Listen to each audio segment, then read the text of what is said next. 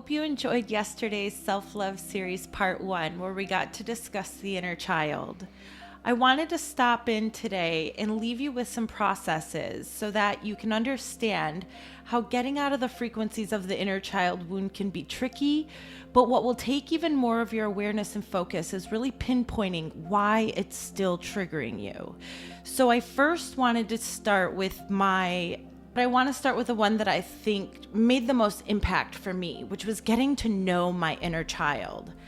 I didn't realize, there were moments in my life where there were specific markers that I thought to myself, that carried a trauma, that carried an imprint on me, that made me think of myself in a certain way or shut down myself in a certain way. But what I wasn't really noticing is how many moments there were that were much smaller than that big impact that also had to be relooked at. There were moments in my life where I had felt rejection as a little girl, even in the smallest thing of maybe wanting to run up to my mom and share something that was so important, and she was busy and had to turn me away. Without knowing what was happening in that moment, I just kept sinking back. And so there are moments like that I want you to pay attention to, not just the big impact moments of maybe the birthday party that went wrong or the abuse that had happened. I want you to look at even the smaller moments where maybe you began to think that you were something that you were not, or that you couldn't be who you are. Getting to know yourself and your inner child really gives you an eye-opening in exactly why and how you're interacting with your reality. I would say getting to know myself at that young age revealed to me so many lies that I just accepted and I just stuck in my backpack and decided to carry around with me for 30 years. And so when we can look at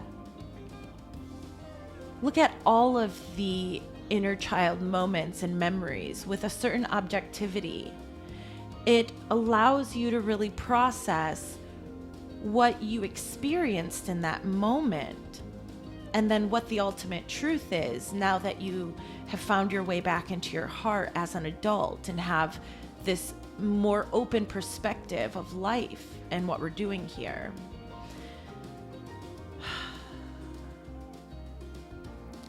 The second practice I want to offer is make sure that you are taking time in your stillness, in your meditation, to bring your inner child into your third eye. Not so that you can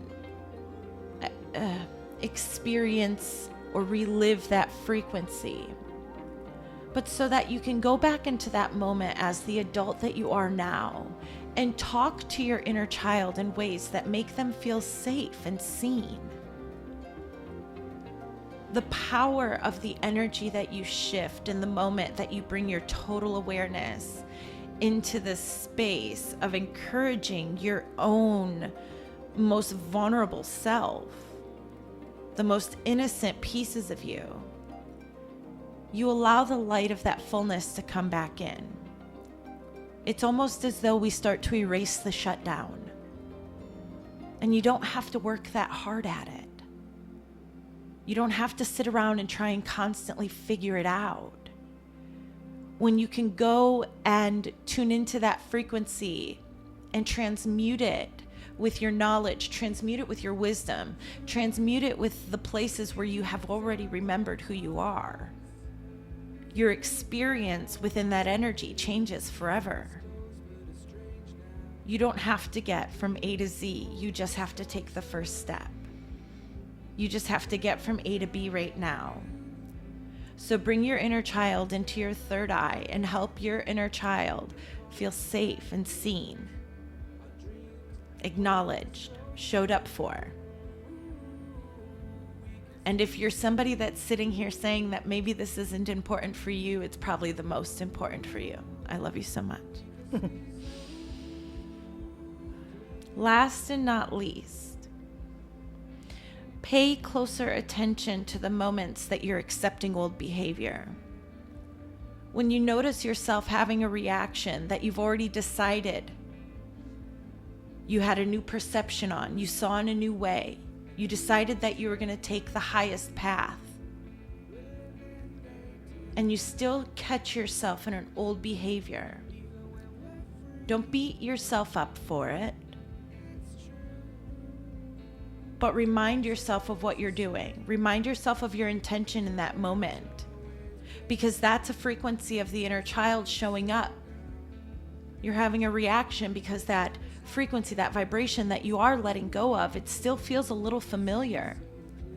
So don't be hard on yourself in the moments that you have old patterns showing up, but be conscious and be accountable enough to say in that moment, I chose to not do this anymore. I chose to not respond from this place of victimhood. I'm choosing to accept that I am an abundant being.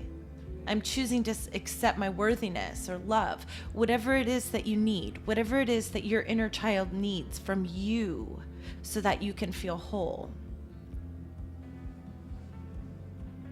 Don't beat yourself up over the old behavior patterns when they show up, but stop them in their tracks. This is what it's called when you allow the Divine Father, the Divine Masculine, to show up and put down that boundary created out of self-discipline and self-love. I think that what I noticed when I started doing the inner child work was, and I never really labeled it inner child, but what I recognized is, okay, I'm feeling something that comes from way back.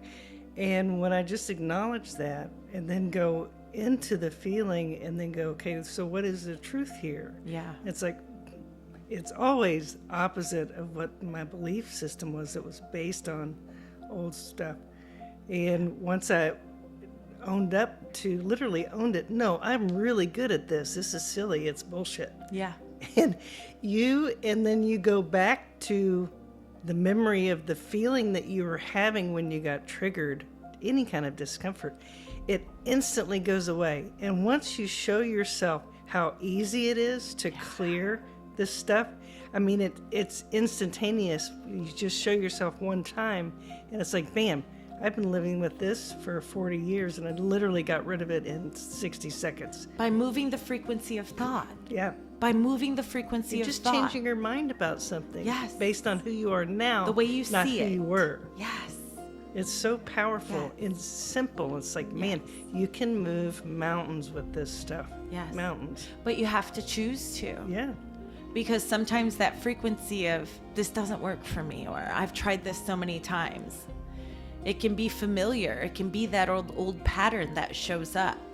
Well, there is a belief that beliefs are hard to change, or programs are hard to change. Mm-hmm. That is also a program. You can change that. Once you hit on something and you hear yourself like a tape recorder stop in that moment, that's bullshit. Change your mind about it. No. What is my truth now? I can do this. It's easy. I just did it. A new belief is born. Now, you may have the second day effect where that thing will come back up again to tap you on the shoulder and go, did you really clear this? And you say, yes, ma'am, I did. Mm-hmm. And here's my truth again. It never comes back. It's done. Yeah. And this is how, step by step, going from A to B, we move ourselves into these new octaves, these new frequencies. And each higher octave we transmute ourselves into holds a whole new reality of information, a whole new perspective, a whole new availability to these other realities that we are tuning into and being communicated with from. It's so divine to see how the moments when our innocence was shut down or muted, that we can claim that power back and create from a larger perspective everything we had then and more. I think that when we get new inspirations, new ideas, and the limitations come up, we get the aha moments, whether we channel in whatever way we channel, that expands us. Now, in order to ground that, this is the work that actually grounds that and allows you to become what you just channeled in. Yeah, absolutely. Absolutely. Taking action grounds the higher energies. Taking action grounds the higher energies. And it doesn't have to be a specific energy, or I'm sorry, a specific action. Anything with the intention of making whatever you just tuned into real. So it could be journaling, it could be painting, it could be creating jewelry or light language or creating an oracle deck, it could be writing a book. Anything. If you're tuning into an energy, you grab onto that and you bring it into the physical through your action.